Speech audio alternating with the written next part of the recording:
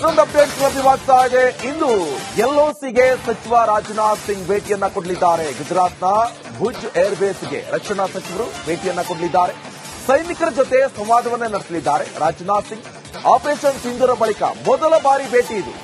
ಸೈನಿಕರಿಗೆ ಮತ್ತಷ್ಟು ಶಕ್ತಿಯನ್ನ ತುಂಬಲಿದ್ದಾರೆ ರಕ್ಷಣಾ ಸಚಿವ ರಾಜನಾಥ್ ಸಿಂಗ್ ಅವರು. ಜೊತೆಗೆ ನಾವು ಕೂಡ ಗಮನಿಸ್ತಾ ಇದ್ವಿ, ಮೊನ್ನೆಯಷ್ಟೇ ಪ್ರಧಾನಿ ನರೇಂದ್ರ ಮೋದಿ ಅವರು ಆದಂಪುರ ಏರ್ಬೇಸ್ಗೆ ಹೋಗಿದ್ರು.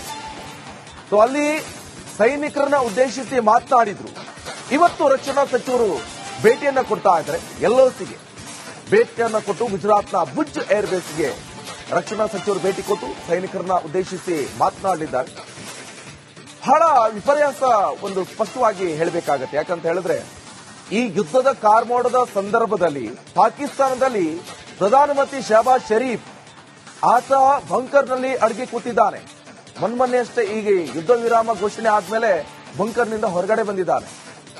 ಜೊತೆಗೆ ಅಲ್ಲಿರುವಂತಹ ಸೇನಾ ಮುಖ್ಯಸ್ಥ ಮುನೀರ್ ಕೂಡ ಬಿಲ್ದೋಲ್ಗೆ ಸೇರ್ಕೊಂಡಿದ್ದಾನೆ. ಜೊತೆಗೆ ಈಗ ಮೇಲ್ಗಡೆ ಬಂದಿದ್ದಾನೆ. ಆದ್ರೆ ನಮ್ಮ ಭಾರತ ದೇಶದ ಪ್ರಧಾನಮಂತ್ರಿ ಅಂತಹ ಆದಂಪುರ ಏರ್ಬೇಸ್ ಇರಬಹುದು, ಇನ್ನೊಂದು ಕಡೆಯಲ್ಲಿ ರಕ್ಷಣಾ ಮಂತ್ರಿ ಅವರು ಎಲ್ಒಸಿ ಗಡಿಭಾಗದಲ್ಲಿರುವಂತಹ ಗುಜರಾತ್ನ ಏರ್ಬೇಸ್ ಭುಜ್ ಏರ್ಬೇಸ್ಗೆ ಭೇಟಿಯನ್ನು ಕೊಟ್ಟು ರಕ್ಷಣಾ ವ್ಯವಸ್ಥೆ ವಿಚಾರ ಇರಬಹುದು, ಭದ್ರತೆ ವಿಚಾರ ಇರಬಹುದು, ಸೈನಿಕರ ಜೊತೆ ಸಂವಾದವನ್ನ ನಡೆಸಲಿದ್ದಾರೆ ಅಂತ ಗೊತ್ತಾಗ್ತಾ ಇದೆ. ಇನ್ನಿಷ್ಟು ಬಲವನ್ನ ತುಂಬಲಿದ್ದಾರೆ. ಇನ್ನೊಂದು ಅಪ್ಡೇಟ್ ಲಭ್ಯವಾಗ್ತಾ ಇದೆ. ಇಂದು ಎಲ್ಒಸಿಗೆ ಸಚಿವ ರಾಜನಾಥ್ ಸಿಂಗ್ ಭೇಟಿಯನ್ನ ಕೊಡಲಿದ್ದಾರೆ. ಗುಜರಾತ್ನ ಭುಜ್ ಏರ್ಬೇಸ್ಗೆ ರಕ್ಷಣಾ ಸಚಿವರು ಭೇಟಿಯನ್ನ ಕೊಡಲಿದ್ದಾರೆ. ಸೈನಿಕರ ಜೊತೆ ಸಂವಾದವನ್ನ ನಡೆಸಲಿದ್ದಾರೆ ರಾಜನಾಥ್ ಸಿಂಗ್. ಆಪರೇಷನ್ ಸಿಂಧೂರ ಬಳಿಕ ಮೊದಲ ಬಾರಿ ಭೇಟಿ ಇದು. ಸೈನಿಕರಿಗೆ ಮತ್ತಷ್ಟು ಶಕ್ತಿಯನ್ನ ತುಂಬಲಿದ್ದಾರೆ ರಕ್ಷಣಾ ಸಚಿವ ರಾಜನಾಥ್ ಸಿಂಗ್ ಅವರು. ಜೊತೆಗೆ ನಾವು ಕೂಡ ಗಮನಿಸ್ತಾ ಇದ್ವಿ, ಮೊನ್ನೆಯಷ್ಟೇ ಪ್ರಧಾನಿ ನರೇಂದ್ರ ಮೋದಿ ಅವರು ಆದಂಪುರ ಏರ್ಬೇಸ್ಗೆ ಹೋಗಿದ್ರು. ಸೊ ಅಲ್ಲಿ ಸೈನಿಕರನ್ನ ಉದ್ದೇಶಿಸಿ ಮಾತನಾಡಿದ್ರು. ಇವತ್ತು ರಕ್ಷಣಾ ಸಚಿವರು ಭೇಟಿಯನ್ನ ಕೊಡ್ತಾ ಇದ್ದಾರೆ. ಎಲ್ಒಸಿಗೆ ಭೇಟಿಯನ್ನ ಕೊಟ್ಟು ಗುಜರಾತ್ನ ಭುಜ್ ಏರ್ಬೇಸ್ಗೆ ರಕ್ಷಣಾ ಸಚಿವರು ಭೇಟಿ ಕೊಟ್ಟು ಸೈನಿಕರನ್ನ ಉದ್ದೇಶಿಸಿ ಮಾತನಾಡಲಿದ್ದಾರೆ. ಬಹಳ ವಿಪರ್ಯಾಸ ಒಂದು ಸ್ಪಷ್ಟವಾಗಿ ಹೇಳಬೇಕಾಗತ್ತೆ. ಯಾಕಂತ ಹೇಳಿದ್ರೆ ಈ ಯುದ್ಧದ ಕಾರ್ಮೋಡದ ಸಂದರ್ಭದಲ್ಲಿ ಪಾಕಿಸ್ತಾನದಲ್ಲಿ ಪ್ರಧಾನಮಂತ್ರಿ ಶಹಬಾಜ್ ಶರೀಫ್ ಆತ ಬಂಕರ್ನಲ್ಲಿ ಅಡಗಿ ಕೂತಿದ್ದಾನೆ. ಮೊನ್ನೆಯಷ್ಟೇ ಈಗ ಯುದ್ಧ ವಿರಾಮ ಘೋಷಣೆ ಆದ್ಮೇಲೆ ಬಂಕರ್ನಿಂದ ಹೊರಗಡೆ ಬಂದಿದ್ದಾನೆ. ಜೊತೆಗೆ ಅಲ್ಲಿರುವಂತಹ ಸೇನಾ ಮುಖ್ಯಸ್ಥ ಮುನೀರ್ ಕೂಡ ಬಿಲ್ದೋಲ್ಗೆ ಸೇರ್ಕೊಂಡಿದ್ದಾನೆ. ಜೊತೆಗೆ ಈಗ ಮೇಲ್ಗಡೆ ಬಂದಿದ್ದಾನೆ. ಆದ್ರೆ ನಮ್ಮ ಭಾರತ ದೇಶದ ಪ್ರಧಾನಮಂತ್ರಿ ಅಂತಹ ಆದಂಪುರ ಏರ್ಬೇಸ್ ಇರಬಹುದು, ಇನ್ನೊಂದು ಕಡೆಯಲ್ಲಿ ರಕ್ಷಣಾ ಮಂತ್ರಿ ಅವರು ಎಲ್ಒಸಿ ಗಡಿಭಾಗದಲ್ಲಿರುವಂತಹ ಗುಜರಾತ್ನ ಏರ್ಬೇಸ್ ಭುಜ್ ಏರ್ಬೇಸ್ಗೆ ಭೇಟಿಯನ್ನು ಕೊಟ್ಟು ರಕ್ಷಣಾ ವ್ಯವಸ್ಥೆ ವಿಚಾರ ಇರಬಹುದು, ಭದ್ರತೆ ವಿಚಾರ ಇರಬಹುದು, ಸೈನಿಕರ ಜೊತೆ ಸಂವಾದವನ್ನ ನಡೆಸಲಿದ್ದಾರೆ ಅಂತ ಗೊತ್ತಾಗ್ತಾ ಇದೆ. ಇನ್ನಿಷ್ಟು ಬಲವನ್ನ ತುಂಬಲಿದ್ದಾರೆ. ಇನ್ನೊಂದು ಅಪ್ಡೇಟ್ ಲಭ್ಯವಾಗ್ತಾ ಇದೆ. ಇಂದು ಎಲ್ಒಸಿಗೆ ಸಚಿವ ರಾಜನಾಥ್ ಸಿಂಗ್ ಭೇಟಿಯನ್ನ ಕೊಡಲಿದ್ದಾರೆ. ಗುಜರಾತ್ನ ಭುಜ್ ಏರ್ಬೇಸ್ಗೆ ರಕ್ಷಣಾ ಸಚಿವರು ಭೇಟಿಯನ್ನ ಕೊಡಲಿದ್ದಾರೆ. ಸೈನಿಕರ ಜೊತೆ ಸಂವಾದವನ್ನ ನಡೆಸಲಿದ್ದಾರೆ ರಾಜನಾಥ್ ಸಿಂಗ್. ಆಪರೇಷನ್ ಸಿಂಧೂರ ಬಳಿಕ ಮೊದಲ ಬಾರಿ ಭೇಟಿ ಇದು. ಸೈನಿಕರಿಗೆ ಮತ್ತಷ್ಟು ಶಕ್ತಿಯನ್ನ ತುಂಬಲಿದ್ದಾರೆ ರಕ್ಷಣಾ ಸಚಿವ ರಾಜನಾಥ್ ಸಿಂಗ್ ಅವರು. ಜೊತೆಗೆ ನಾವು ಕೂಡ ಗಮನಿಸ್ತಾ ಇದ್ವಿ, ಮೊನ್ನೆಯಷ್ಟೇ ಪ್ರಧಾನಿ ನರೇಂದ್ರ ಮೋದಿ ಅವರು ಆದಂಪುರ ಏರ್ಬೇಸ್ಗೆ ಹೋಗಿದ್ರು. ಸೊ ಅಲ್ಲಿ ಸೈನಿಕರನ್ನ ಉದ್ದೇಶಿಸಿ ಮಾತನಾಡಿದ್ರು.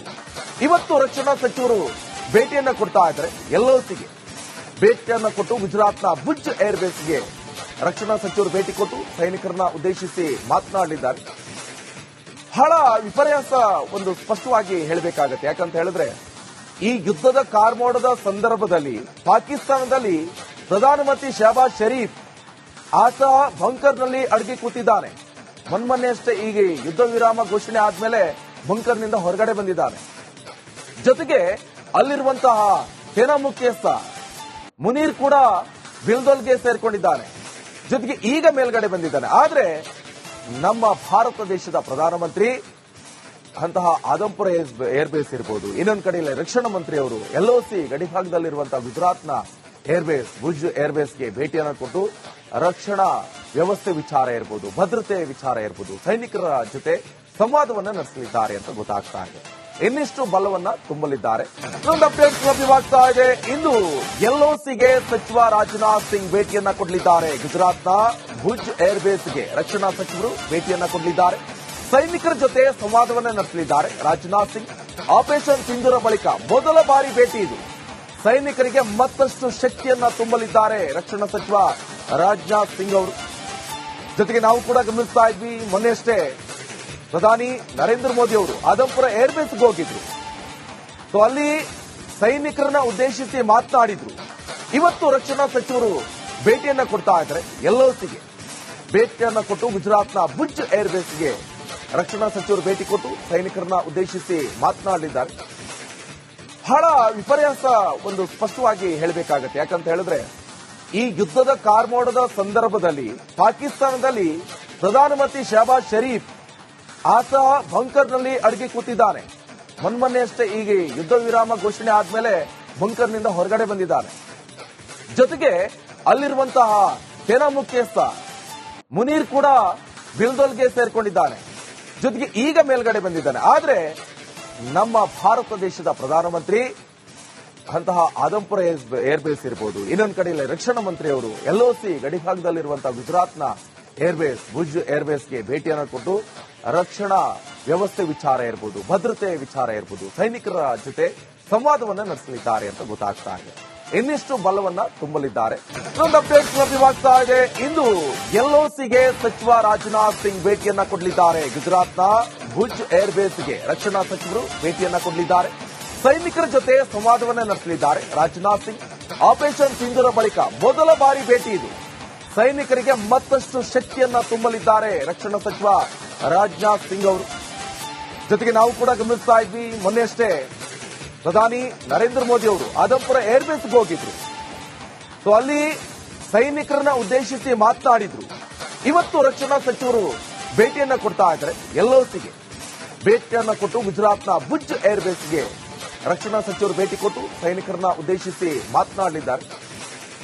ಬಹಳ ವಿಪರ್ಯಾಸ ಒಂದು ಸ್ಪಷ್ಟವಾಗಿ ಹೇಳಬೇಕಾಗತ್ತೆ. ಯಾಕಂತ ಹೇಳಿದ್ರೆ ಈ ಯುದ್ಧದ ಕಾರ್ಮೋಡದ ಸಂದರ್ಭದಲ್ಲಿ ಪಾಕಿಸ್ತಾನದಲ್ಲಿ ಪ್ರಧಾನಮಂತ್ರಿ ಶಹಬಾಜ್ ಶರೀಫ್ ಆತ ಬಂಕರ್ನಲ್ಲಿ ಅಡಗಿ ಕೂತಿದ್ದಾನೆ. ಮೊನ್ನೆಯಷ್ಟೇ ಈಗ ಯುದ್ಧ ವಿರಾಮ ಘೋಷಣೆ ಆದ್ಮೇಲೆ ಬಂಕರ್ನಿಂದ ಹೊರಗಡೆ ಬಂದಿದ್ದಾನೆ. ಜೊತೆಗೆ ಅಲ್ಲಿರುವಂತಹ ಸೇನಾ ಮುಖ್ಯಸ್ಥ ಮುನೀರ್ ಕೂಡ ಬಿಲ್ದೋಲ್ಗೆ ಸೇರ್ಕೊಂಡಿದ್ದಾನೆ.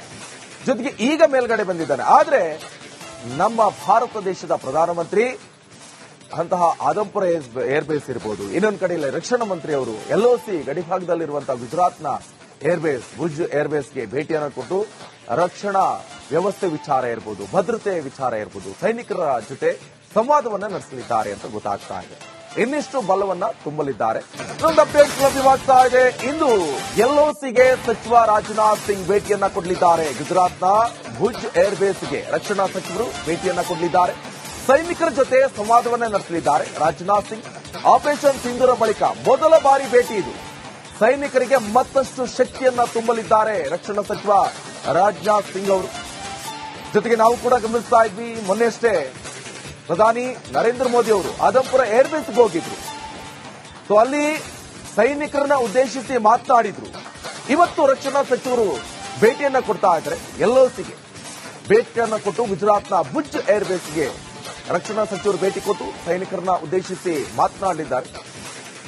ಬಹಳ ವಿಪರ್ಯಾಸ ಒಂದು ಸ್ಪಷ್ಟವಾಗಿ ಹೇಳಬೇಕಾಗತ್ತೆ. ಯಾಕಂತ ಹೇಳಿದ್ರೆ ಈ ಯುದ್ಧದ ಕಾರ್ಮೋಡದ ಸಂದರ್ಭದಲ್ಲಿ ಪಾಕಿಸ್ತಾನದಲ್ಲಿ ಪ್ರಧಾನಮಂತ್ರಿ ಶಹಬಾಜ್ ಶರೀಫ್ ಆತ ಬಂಕರ್ನಲ್ಲಿ ಅಡಗಿ ಕೂತಿದ್ದಾನೆ. ಮೊನ್ನೆಯಷ್ಟೇ ಈಗ ಯುದ್ಧ ವಿರಾಮ ಘೋಷಣೆ ಆದ್ಮೇಲೆ ಬಂಕರ್ನಿಂದ ಹೊರಗಡೆ ಬಂದಿದ್ದಾನೆ. ಜೊತೆಗೆ ಅಲ್ಲಿರುವಂತಹ ಸೇನಾ ಮುಖ್ಯಸ್ಥ ಮುನೀರ್ ಕೂಡ ಬಿಲ್ದೋಲ್ಗೆ ಸೇರ್ಕೊಂಡಿದ್ದಾನೆ.